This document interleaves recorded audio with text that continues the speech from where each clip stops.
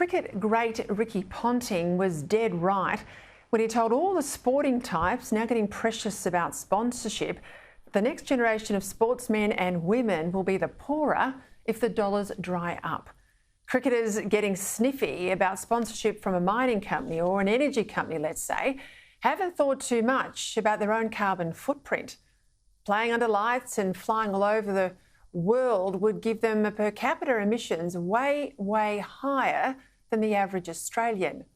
But of all the entitled ingrates now getting precious about who they'll let help their sport, it's the netballers that have been the worst. Now, netball's overwhelmingly a female sport. Netballers have never been able to shame the big corporates into sponsoring them the way women's football and cricket have by pointing to the big bucks going to the men's game. Nor does netball have a wealthy male competition in order to cross-subsidise the women's competition.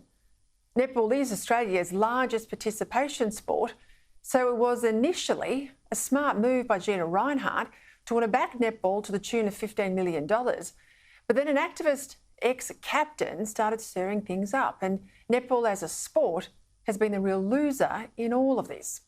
For years now, Rinehart has been the best possible sort of sports sponsor, not seeking kudos for herself and linking her sponsorship to better pay for players and better outcomes on the field. And if you think about it, there's a nice synergy to Rinehart's willingness to support netball, given she's Australia's most successful woman in business, and this is a massive sport with girls and women. Today, the CEO of Netball WA, Simone Hansen, said it's not clear the Australian Diamonds understood the collateral damage that will be done to netball as a result of Hancock prospecting, an advertiser here on Sky News, pulling $15 million in funding. Here's what she told Radio 6 PR. Have a listen. The fact that her and her company's brands have been, dragged through it, some could say maybe why didn't she pull out earlier? I'm very thankful and grateful that they tried, and they tried to work with the netball bodies to find a solution. I'm very disappointed that it's played out this way. As you've just heard, that's now all gone. All lost because of offensive comments her father made decades ago, when we all recognise Gina has far surpassed her father as a mining entrepreneur.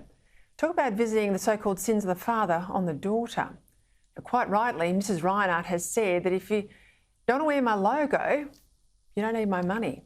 And I think most ordinary Australians would back her in walking away, as she did over the weekend.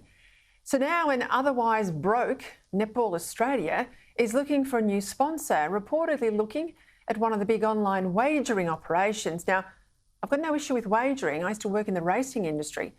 But how's gambling more morally acceptable to these netballers than mining, when mining is what makes our country economically viable, as we'll see very clearly in tomorrow night's budget?